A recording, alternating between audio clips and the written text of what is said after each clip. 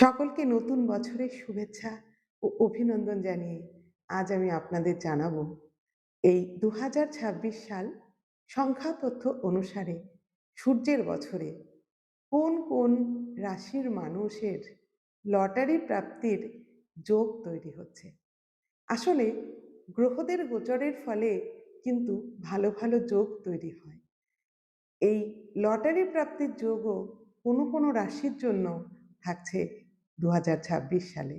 তবে ব্যক্তিগত জন্মছকে বলবান রাহুর অবস্থান ভালো, এটা কিন্তু হতে হবে। কারণ লটারি প্রাপ্তির কারক গ্রহ হিসাবেই মানা হয় রাহুকে। রাহুই হঠাৎ প্রাপ্তি, ফাটকা, তারপর লটারি এগুলো কিন্তু দিয়ে থাকে। মানুষকে হঠাৎ বড়লোক রাহুই করতে পারে।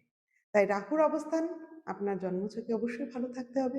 এছাড়াও যদি এই রাশিগুলির মানুষের ব্যক্তিগত জন্মছকে লগ্ন ভাব, দ্বিতীয় ভাব, অষ্টম ভাব, নবম ভাব এবং একাদশ ভাবের সঙ্গে রাহুর কানেকশন থাকে, শুভ কানেকশন ধরা হয়, তাহলে কিন্তু এই রাশির মধ্যে যদি আপনি থাকেন তাহলে আপনিও লটারির প্রাপ্তির একজন হতে পারেন।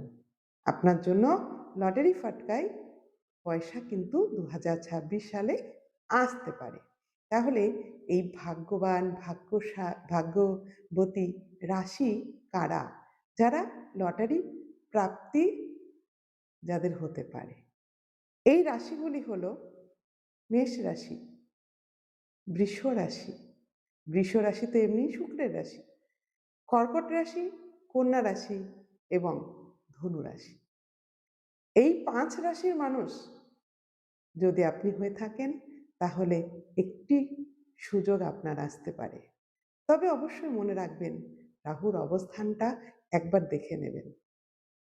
আপনি যদি এই ৫ রাশির মধ্যে একজন হন তাহলেই যে আপনি লটারি পাবেন তা কিন্তু নয়। আপনার জন্মছকে বলবত্তা থাকতে হবে। রাহুর অবস্থান ভালো থাকতে হবে। যে কানেকশনগুলো বললাম সেগুলো কোনো সংযোগ আপনার থাকতে হবে। সেটা যদি থাকে আপনি পাবেন। যাই হোক, সকলে ভালো থাকুন। আপনাদের আর্থিক উন্নতি হোক আর সুস্থ থাকুন সকলে। আর আমার ভিডিও ভালো লাগলে লাইক, শেয়ার, কমেন্ট করবেন। রাধে রাধে।